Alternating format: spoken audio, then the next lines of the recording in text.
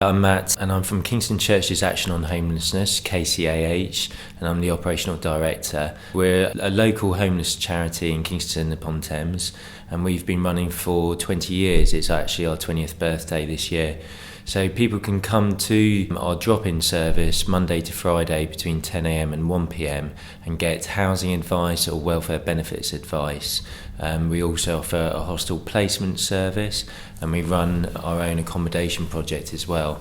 So for 37 single homeless people in the local area, we can potentially accommodate them in supported accommodation for up to 2 years. Most recently, we've done an outreach project. So we now have an outreach worker who goes out proactively to try and identify new rough sleepers who might be sleeping in Kingston and engage with them and try and tell them about all the services that they can link into to try and resolve their homeless issues. And so we're running other little projects, like we run a job club to try and get people into employment, and that's working very well. We run a cook and eat program, so homeless people can learn how to eat healthily and on a budget, and when they get into accommodation as well, gain those living skills that they might have neglected whilst they were on the streets. Our first aim is, if someone is actually literally homeless or about to face homelessness, is trying to get them temporary accommodation. Obviously, if someone's got a roof over their heads, they're more likely to be able to resolve the issues that have made them homeless in the first place. 50% of the people that come through the door say that the reason for their being homeless is due to a relationship breakdown.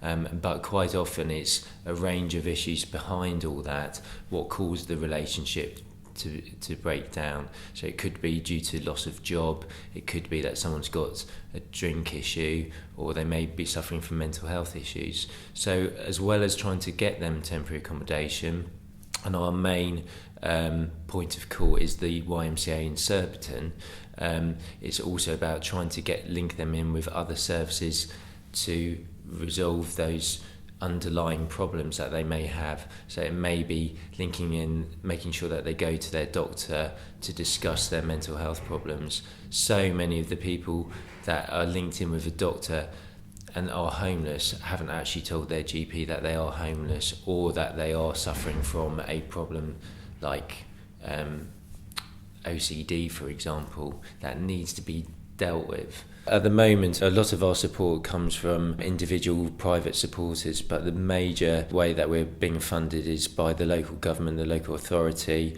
but also our advice service is completely dependent on funding from the big lottery. Without that money, there wouldn't be an advice service to help so many people.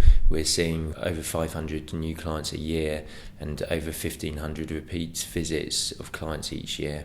But the way that people can help us is by coming down and donating maybe an old sleeping bag or a rucksack or a day pack, maybe a little bit of food, a fresh pair of socks, because we're entering the winter time, a hat, socks, gloves. Those are the sort of things that we could accept. So it doesn't necessarily have to be a financial donation that can help the charity to help the homeless, and that obviously helps.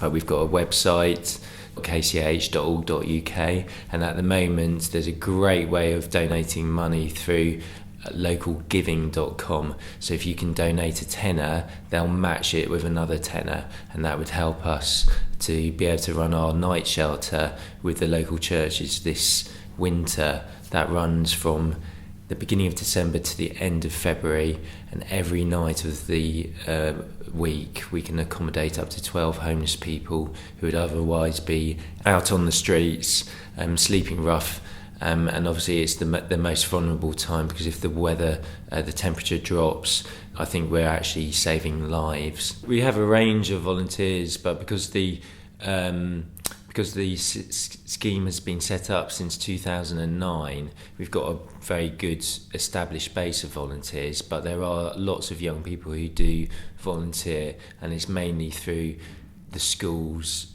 or the local university that they've got in touch with KCAH and have volunteered and are doing it from year to year. If anybody thinks that homelessness is the thing that they want to help with, then I'm very happy to meet people to see what volunteering possibilities there are here.